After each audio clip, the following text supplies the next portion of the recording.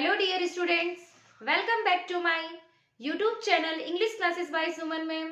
तो बच्चों, today we will discuss 10th class poem number 3, A Tiger in the Zoo. Let's start.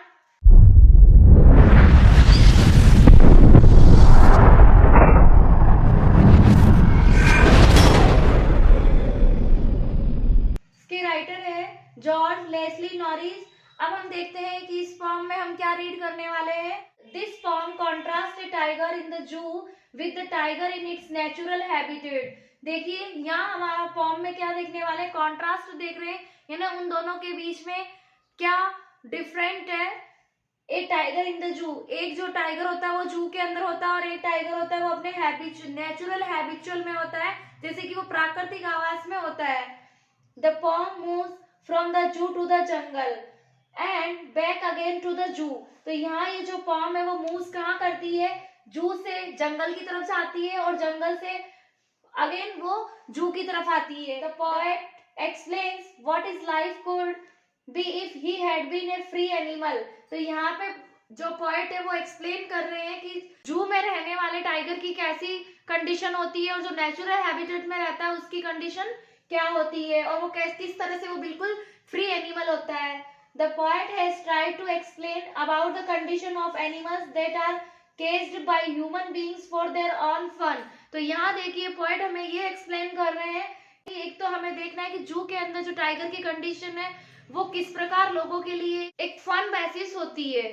चलिए हाँ, अब हम हमारी फॉर्म को रीड करते हैं। इसमें टोटल 5 स्टेंजास है। देखते हैं first stanza, he stalks in his vivid streets। देखिए यहाँ बात हो रही है हमारे टाइगर की।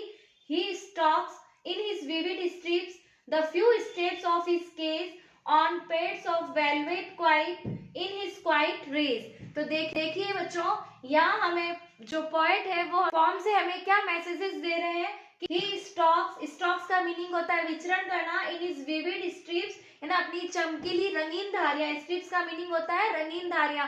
आपने टाइगर के देखी होगी, ऐसे लाइनिंग में कलरफुल स्टेप्स लिए हुए होते हैं। The few steps of his cage, वो अपने पिंजरे में थोड़े से करके स्टेप्स लेता है, यानी कदम वो आगे बढ़ता है। On pads of velvet quite, और बिल्कुल शांति से। पेड्स ऑफ का मीनिंग होता है गद्देदार मखमल के जो उसके पैर होते हैं, उस तरह से वो आगे चुपचाप बढ़ता रहता है।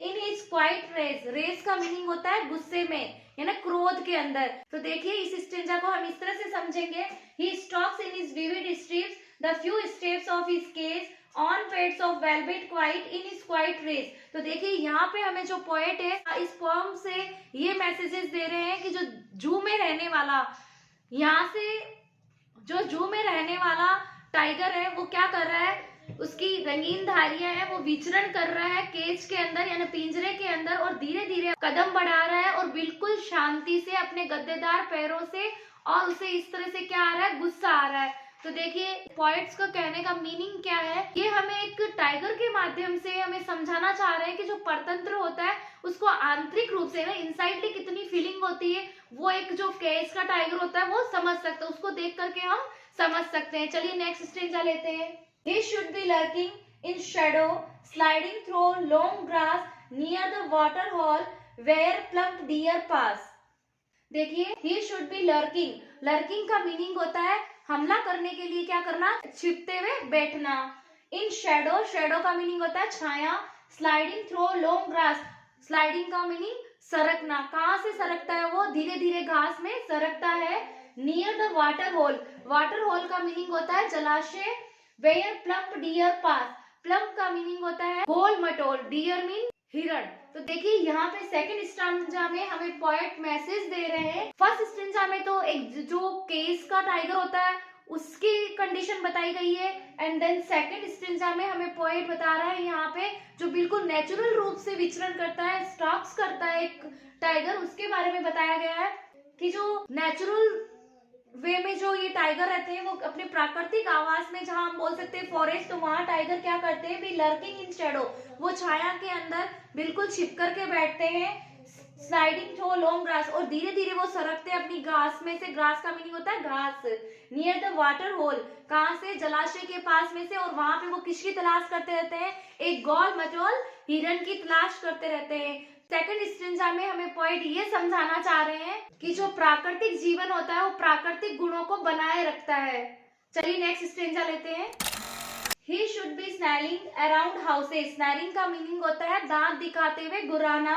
At the jungle's edge, edge का मीनिंग होता है किनारा यानी जंगल के किनारे। Bearing यानी दिखाते हुए his white fangs, fangs का मीनिंग होता है दांत।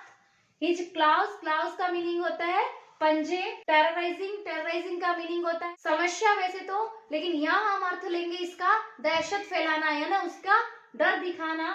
द विलेज, तो देखिए इस वाले स्टेंजा में हमें पोएट ये समझाने की कोशिश कर रहे हैं कि जो फॉरेस्ट का टाइगर होता है यानी उसने यहाँ पे डिफरेंस बताया है केज के टाइगर की और फॉरेस्ट के टाइगर की, कि जो फॉरेस्ट का टाइगर होता है वो क्या करता है, अपने सफेद दांतों को क्या करता है, वो गुर्राते हुए दिखाई देता है और वो गांव में जाकर के क्या करता है, अपनी दहशत फैलाता है।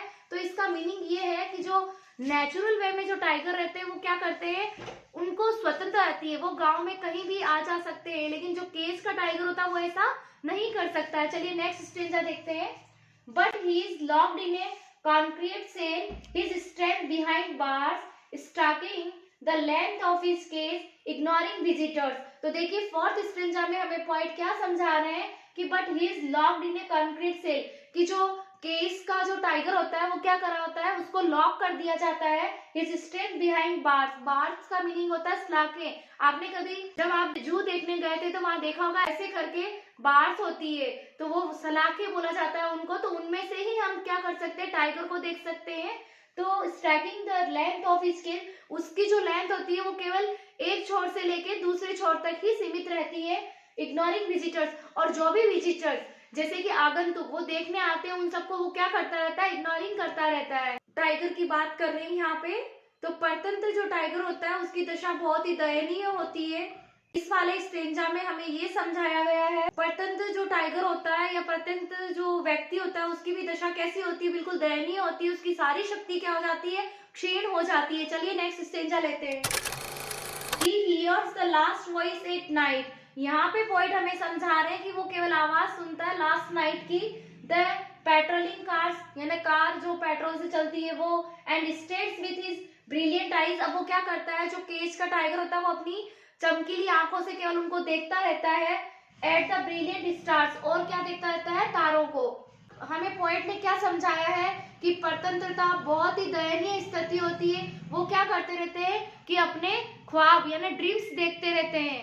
तो देखिए बच्चों, आज हमने class 10 form number 3 A tiger in the जू जो रिटन है हमारे जॉर्ज लेस्ले नॉरिस के द्वारा, तो इन्होंने हमें फॉर्म से हमें क्या संदेश दिया है कि एक तो होता है जो फॉरेस्ट का टाइगर होता है और एक होता है जू का टाइगर। तो दोनों में कितना कॉन्ट्रास्ट बताया गया है वो आपको मैंने फॉर्म के द्वारा समझा दिया गया है कि परतंत्र व्यक्ति हमेशा, जो एक परतंत्र व्यक्ति होता है यानी उसको हमने किसकी उपमा दी गई है, यहाँ पे हमें टाइगर को लेकर के एक उपमा दे दी गई है कि जो परतंत्र व्यक्ति होता है उसकी स्थिति कितनी दयनीय होती है। ठीक वैसे ही जैसे कि एक जंगल का जो टाइगर होता है उसको देख के और जू के टाइगर को देख के।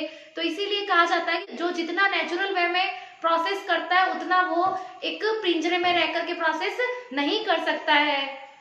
चलिए आज के लिए इतना ही काफी है, मिलते हैं कल न्यू फॉर्म के साथ में, तब तक के लिए गुड नाइट।